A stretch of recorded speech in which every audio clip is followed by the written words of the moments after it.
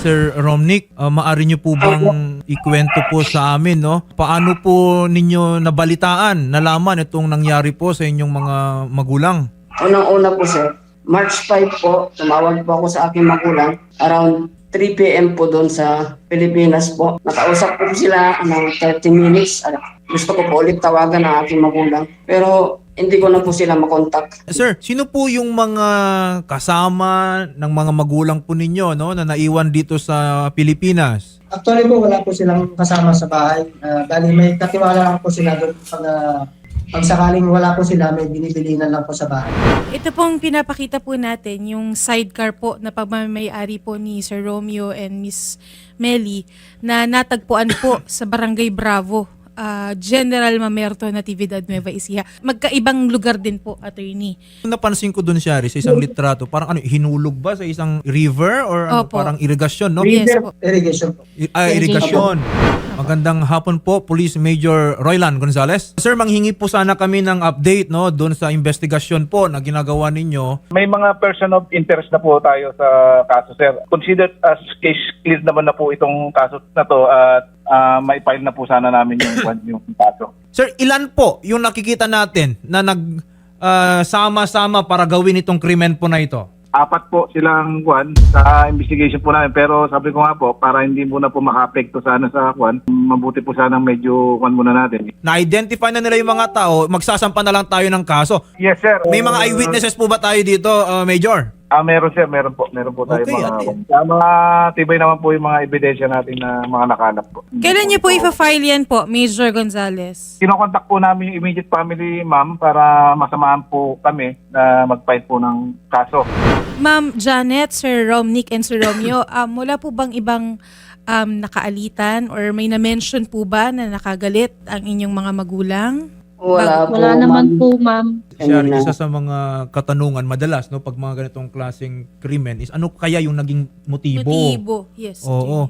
Kaya mahalaga, matanong natin, baka meron talagang kaalitan yung pamilya. Wala naman. Director Claraval, sir, eto po, no, Opo. yung Nueva Ecija na balita na naman po and mabuti na lang, no, maganda daw po yung naging dalos ng inyo pong investigasyon at umaasa kami na maisampa na po yung kaso. Ang isa po sa gusto sana naming i-confirm sa inyo pong tanggapan is doon po sa mga persons of interest po natin, meron na bang ilan dyan na hawak na po or under our custody na? So para sir, wala po tayong hawak sa ating kustodiya, pero meron po tayong person of interest na 4 po. At yung kwan po natin, yung matibay po na witness po natin ay nag-execute na po ng extrajudicial confession para ito yung magdidiin po dun sa kaso po natin. So, for appropriate filing of charges na po dun sa mga suspect po natin. Malapit na po tayo dun sa pinaka-finale at makakaasa po ang pamilya na makakabit po nilang hustisya. Colonel, ano po yung isasampa natin na kaso dito? Sir, definitely murder. Murder. Kasi ang iniisip ko dyan, again, no, I understand yung investigation kanina, ayaw ninyong, gusto nyong protektahan muna. Kasi kung may element sana, Shari, na baka may pinag-interesan na property or cash yung tao, dapat robbery with homicide. Pero kung murder lang ang isasampa, ibig sabihin, walang element, okay? Walang aspeto or angulo na gustong magnakaw. Okay. Wala po. Wala Oo. po. Ano po kaya yung motibo dito, Colonel? Personal po na galit. May Ayun. personal. So malamang Personal kakilala po. nila yan. Yun sir, at pag naisampa po natin yung kaso, doon po natin sasabihin kung sino po yung mga involved po dito. Pero for now sir, para hindi ma-compromise yung pan natin, yung investigation, at saka yung follow-up po ng mga operations po natin, kaya medyo hindi pa po natin pwedeng i-devolve.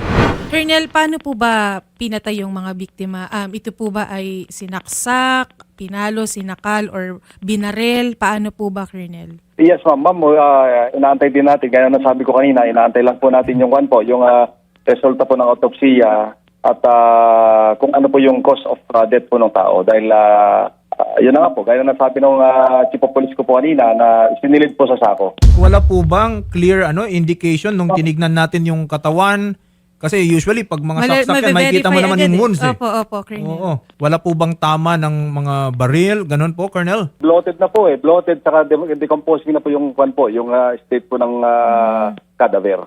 Ah, So okay. we are still waiting for the official report po sa autopsy, Okay. sa forensic natin. Colonel, yung dun po sa sumuko, ano daw po yung naging rason niyang pagsuko niya, Colonel? Ano po, out of conscience po. Well, at least no nag-execute po siya ng kanyang extrajudicial confession. At least malaking tulong po 'yan dito po sa isasampa po ni na Colonel Claraval at ni na Major Gonzales. Sina Ma'am Janet, Sir Romnick at Sir Romeo, kanina po nabanggit ni Major Gonzales na kakailanganin daw po nila kahit kapatid na lang po ng mga biktima sana na pupunta Represent doon sa po. pag-file po ng kaso. Meron po ba tayong Opo, tama kamag-anak po yan. na po na pwede nating ipasama sa ating mga kapulisan sa pagsampa? May Meron naman. kapatid po kasi kaming isa. Opo. Kaso lang po kasi meron po kasi siyang sa tenga, hindi po makadinig at saka sa pagsasalita, sir. Kaya hindi po namin maiano yung kapatid namin, sir. Eh, kahit sino pong kamag-anak po ninyo, Ma'am Janet, kung ang issue po ng isa po ninyong kapatid is dun sa pagdinig po niya, actually ang gagawin lang naman po niya is papasumpaan lang niya yung statements po, no? Base na dun sa investigasyon din po na ginawa ng ating kapulisan. I think there are other ways din naman to communicate sa kanya, no? Kung hindi siya gaano makarinig, kung marunong din naman magbasa, that will suffice din naman po, no? Pero kung meron pang ibang kamag-anak, mas makabubuti rin po, no? Pero ako, mas preferred ko sana nandun din po yung kapatid. Napakasakit po talaga mawalan ng pag-ulam. Lalo na po yung nangyari sa kanila. Napakasakit po. Sir, yung gusto lang po namin, sir, is hustisya po talaga, sir. Yun lang naman po yung namin, sir. Para po mabigyan po ng official magulang namin. Mababait po yung magulang ko po na halos lahat bibigay para lang sa mga kahit sino yung nakakapunta sa bahay. Open po ang bahay namin sa mga pumupunta.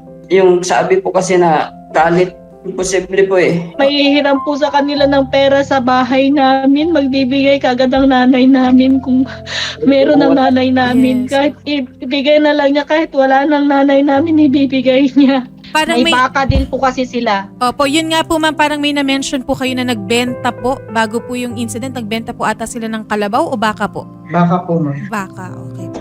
Miss Janet, Sir Romnick and Sir Romeo, makikipag-usap po kami sa representative po ninyo, yung kaanak nyo po dito sa Nueva Ecija. Sasamahan po ng reporter ni Senator Raffy, no? At minimake sure po ni Senator Raffy na makukuha nyo po yung hustisya po dito. Kaya agad-agad po magpapadala po si Senator Raffy ng reporter po sa Nueva Ecija po. Opo, salamat po. Salamat, sir. Salamat po. Apo. Sir Romnick, Sir Romeo at kay Ma'am Janet, umasa po kayo, kasama nyo po kami sa paghabol po dito sa mga gumawa po nitong karumal-dumal Opo. na krimen sa inyo pong mga magulang. Imo-monitor po natin ang investigasyon, pati na rin po yung pagsampa po ng nararapat na kaso. At kung ano man po ang information na meron kayo, lalo na kay Romnick na araw-araw nakakausap yung magulang, Yes, yes. i-coordinate po natin sa kapulisan para they can take them into consideration. So, Sir Romnick, Sir Romeo at Ma'am Janet, muli po ang aming taus-pusong pakikiramay sa inyo pong pamilya. Maraming Ma'am, sir.